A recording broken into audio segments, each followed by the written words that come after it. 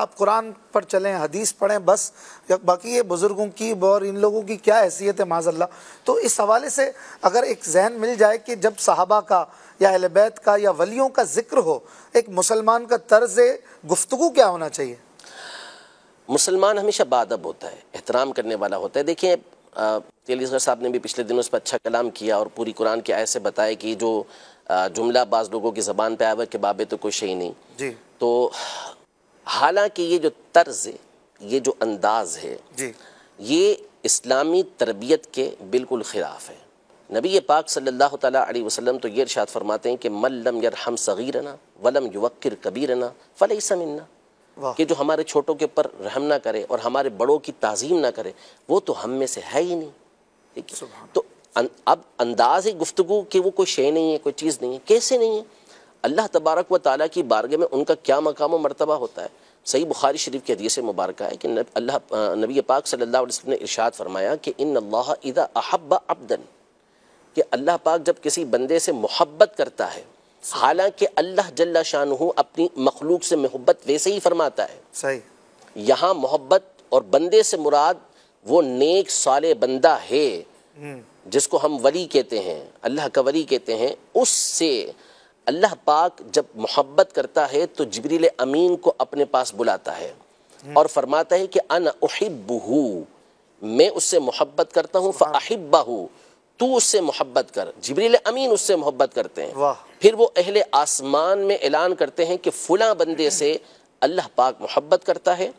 تم بھی اس سے محبت کرو۔ آسمان والے اس سے محبت کرتے ہیں، ثم یودع له القبول فی الارض، پھر اس کے بعد جو زمین والے ہوتے ہیں ان کے دل کے اندر،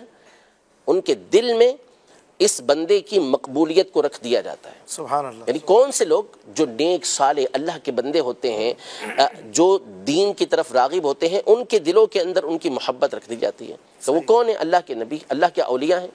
ٹھیک ہے، صحابہ ہیں، اہل بیت اطہار ہیں۔ تو یہ ان کا طرز عمل، ان کا طریقہ کار ہوا کرتا تھا۔ تو یہ جو ادب اور احترام کا جو طریقہ کار ہے، یہ اسلاف سے نبی پاک صلی اللہ تعالیٰ علیہ وسلم کی تعلیمات اسلاف نے لی اور آگے چلاتے ہوئے آئے ہیں۔ جی، ہمیشہ احترام کے ساتھ ہمارے یہاں بزرگوں کا یہ نام لیا جاتا رہا، چاہے وہ صحابہ کرام علیہم رضوان ہوں، اہل بیت اطہار ہوں، اولیاء ہوں، شہداء ہوں، ان کا نام ہمیشہ ادب اور احترام کے ساتھ لیتے ہیں۔ تو اصول ہے، ضابطہ ہے۔ قرآن مجید فرقان حمید میں اللہ جل شانہ نے والدین کے لیے یہ فرمایا کہ اگر وہ بڑھاپے میں سے وہ دونوں پہنچ جائے، ان میں سے کوئی ایک بڑھاپے کو پہنچ جائے، فلا تقل لہما اف، انہیں اف نہ کہو۔ جی، اف کا کلمہ کہا گیا کہ اف نہ کہو، تو علماء نے اس مقام پر، مفسرین نے اس مقام پہ لکھا کہ اف یہ سب سے ہلکا کلمہ ہے کہ جو بندے کو تکلیف کے وقت نکلتا ہے۔ اچھا، ٹھیک ہے، تو ان کے ادب اور احترام کے پیش نظر ان کو اف کا کلمہ نہ کہو۔ ٹھیک ہے، اس پر پھر مفسرین نے لکھا کہ اگر کسی مقام پر اف کا کلمہ یہ تعظیم کے لیے استعمال ہوتا ہو، یعنی کسی کو ہم رسپیکٹ دینا چاہیں، تعظیم دینا چاہیں، اور اس مقام پر اف استعمال ہوتا ہو کسی زبان کے اندر، لینگویج کے اندر، تو وہاں پر اف کہنا منع نہیں ہوگا۔ وجہ کیا ہے؟ وجہ یہ ہے کہ یہاں جو منع کرنے کی بیسک بنیادی وجہ تھی وہ یہ تھی کہ اس سے ان کو تکلیف ہوتی ہے، اذیت ہوتی ہے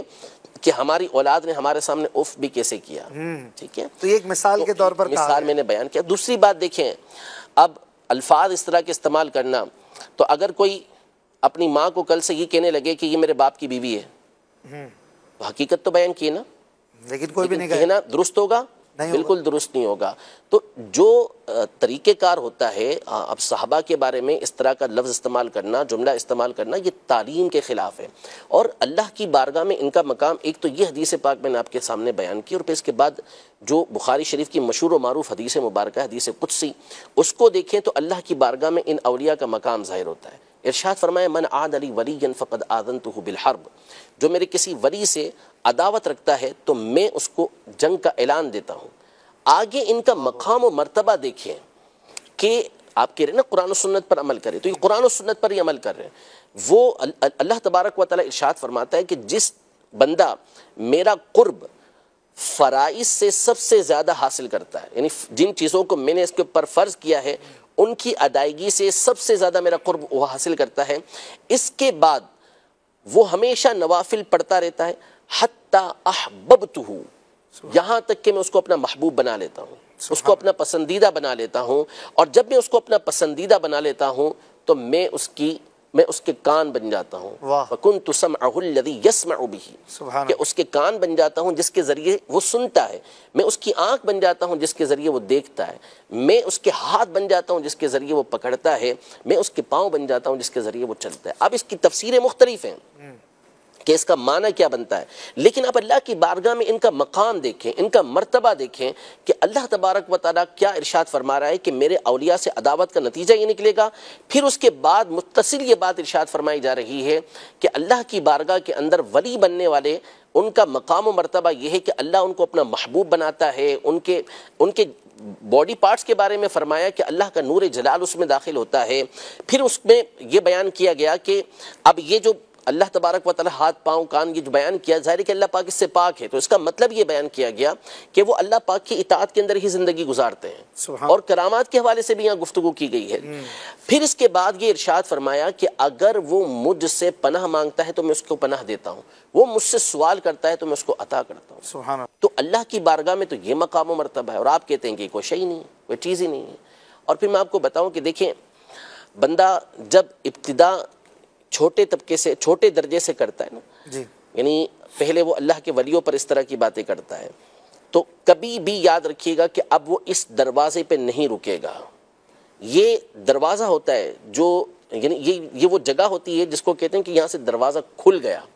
اب اس نے آگے ہی بڑھنا ہے۔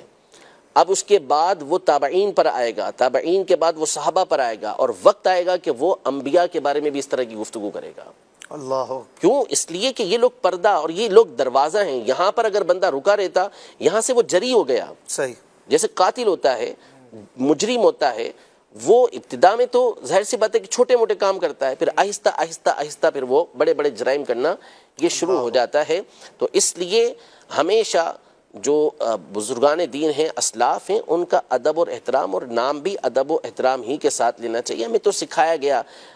شروحات حدیث کے اندر، امام نووی رحمۃ اللہ تعالیٰ علیہ اور کئی بزرگوں نے لکھا کہ جب صحابہ کا نام آئے تو تعظیم کے ساتھ رضی اللہ تعالیٰ عنہم کہنا، اور اسی طرح جب اولیاء کا نام آئے تو رحمہ اللہ کہنا۔ یہ تو ہمیں تعلیم دی گئی ہے اس چیز کی کہ ہم نے اس انداز میں گفتگو کرنی ہے، اور یہ کہ نئی بالکل لاجک اور نیا طریقہ کار، اور اس کے پیچھے ایک بہت بڑی وجہ ہے۔ اور یہ چونکہ آپ نے سارے بھی تک جتنے سوال کیے ہیں ان ایکسپیکٹڈ ہیں سارے، تو اب یہ ایک پورا پیچھے ایک وجہ ہے اس کی کہ یہ کیوں اس طرح کیا جا رہا ہے۔ سب سے بڑی وجہ یہ ہے کہ اسلاف سے جب تک آپ کا تعلق باقی رہے گا آپ کو گمراہ نہیں کیا جا سکے گا، آپ کو اپنے پیچھے نہیں چلایا جا سکے گا۔ اپنے پیچھے چلانے کا جو صحیح طریقہ، جو شارٹ کٹ طریقہ ہے، وہ یہ ہے کہ آپ اسلاف سے ان کا تعلق توڑ دیں۔ جب اسلاف سے تعلق توڑ دیا تو اب منمانی کرنی ہے، جو چاہے آپ کرتے رہیں، جو چاہے آپ بولتے رہیں۔ اب جب حوالہ پیش کیا جائے گا کہ جی یہ تو فلاں مفسر نے یہ بات کہی ہے، جنہوں نے اپنی ساری زندگی اس فن کے اندر گزاری ہے، فلاں محدث نے یہ بات کہی ہے، فلاں فقیر، وہ تو کچھ ہی نہیں،